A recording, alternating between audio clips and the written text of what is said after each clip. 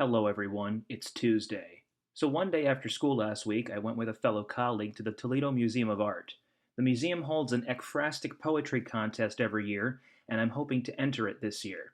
Ekphrastic poetry, as I've talked about in a previous video, is poetry written in response to a piece of art. Last year, I had a specific piece that I desired to write about, but after a second visit, I was unable to locate it, and in this most recent visit, I was still unable to find it. During my first trip to the museum last year, I made a video where I talked about visual literacy, something that was new to me at the time and even now is something that I need to get better at.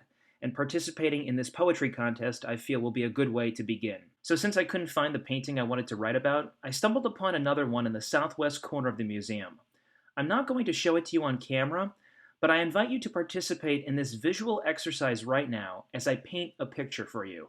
No pun intended. Close your eyes and picture yourself in the dining car of the 20th Century Limited, the premier passenger train of the New York Central Railroad. It's dawn, but it's cloudy, and it looks like it might rain. You are one of three passengers in the dining car. The other two sit way at the far end behind you. No one else, not even a waiter, is nearby.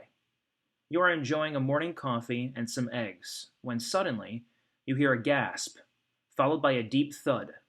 You turn around to see one of the two men arched forward, his back to you. You turn around more, as the man turns himself, now facing you, but doesn't see you looking at him. He has his arms supported under the other man's shoulders, dragging him along the floor toward the doors of the next car. Soon, they're gone. You're unsure of what you just saw. You stand up and look from one end of the car to the other. You are now all alone. You can't even see into the next car.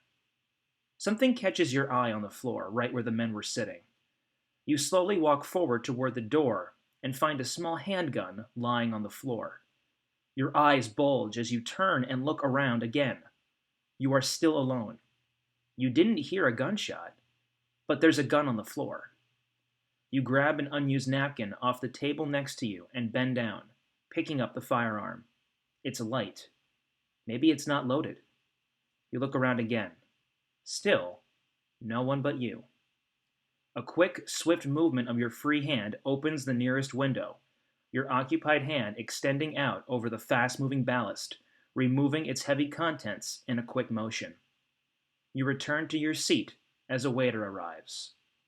"Will you be having anything else, sir?"